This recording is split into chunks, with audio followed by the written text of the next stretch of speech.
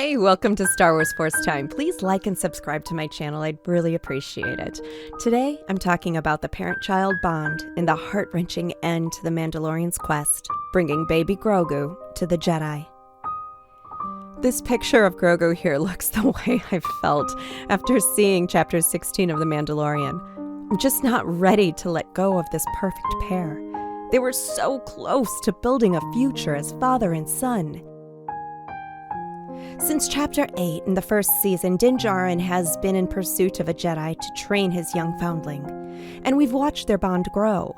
Seeing a healthy, loving bond between a parent and a child in the galaxy far, far away, it doesn't happen. I really held out hope against hope that Din Djarin and little baby Grogu would have more time together to strengthen their father-son bond, and we'd get to see them flourish. For Din Djarin, Grogu's safety and well-being was his only priority. This was clear not only through his words, but through his selfless, loving actions, always protecting his child at all cost, and never seeking out Grogu's force powers for assistance. No, Din wanted for him, not from him. As time went on, they fell into this little pattern of domestic life on the Razor Crest, and it became clear that Din Djarin was no longer just a guardian by creed to his foundling. He was quickly becoming, in his heart, a true father to his newfound son. Though calling him baby, child, kid, pal, finally Grogu.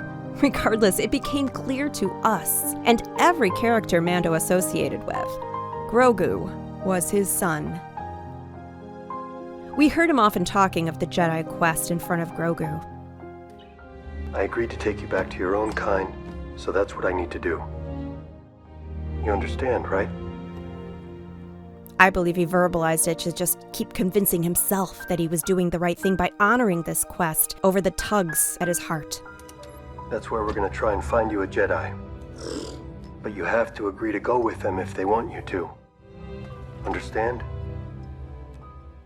Before they found each other, Grogu and Din lived very lonely, isolated lives. In the big picture, happily ever after in Star Wars, it just doesn't seem to exist. It's a tragic galaxy with unspeakable hardship. Even a moment of peace, calm, or joy, it comes with struggles and tremendous sacrifice. After Grogu reached out through the Force to contact a Jedi, and that Jedi, Luke Skywalker, he found them. Which in my opinion just came too soon.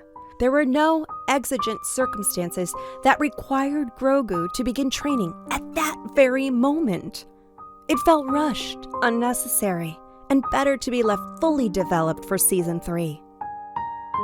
With his own heart starting to break and seeing hesitancy in his son to go with the Jedi, Din Djarin makes one last-ditch effort to keep Grogu in his care.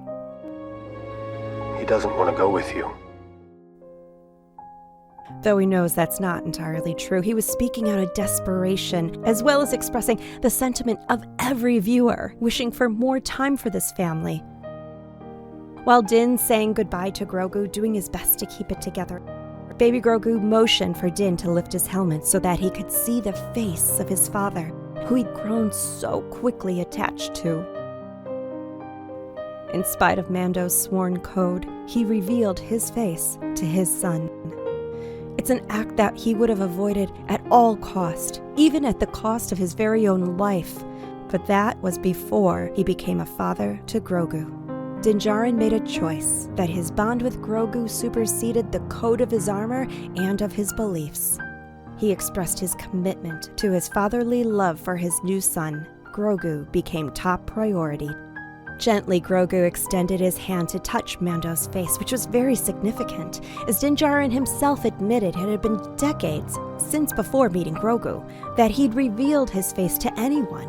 And one could surmise the last to touch his face could have been his parents, when he was just a child saying goodbye moments before their death. Grogu's kind touch and loving energy through the Force made it overwhelmingly clear to Din that his son loved him, bringing tears to his eyes and to ours as well. From Din's perspective, it had to be unbearable to know that his son would be vulnerable to enemies and hunters hundreds of years past Din's own life expectancy. And even though little baby Grogu was scared to embark on this journey with Luke, on some level I think Grogu himself chose to train for Din as well, as Grogu's first instinct shortly after they met was to heal his father's wounds and protect his father from harm. Being parted by distance will not diminish their bond. It's a loving, selfless, and brave sacrifice for both of them to endure. And with a heavy heart, Din Djarin ultimately surrenders his son to Luke. The Mandalorian has been a remarkable series, bringing Star Wars to life both aesthetically and poetically, truly encompassing the heart of the galaxy in its stories of adventure, love, and found families, in sacrifice, virtue, and honor, endurance against tremendous odds, with appreciation for those gentle moments that can define a lifetime. Jedi training as a youth, after experiencing and separating from parental love, it just doesn't seem to work. Look at Anakin Skywalker separating from his living mother, Shmi. Or Ben Solo separating from his living parents, Han and Leia. The show and its creators have gotten so much right. I just don't want this show to make a wrong turn. He means more to me than you will ever know.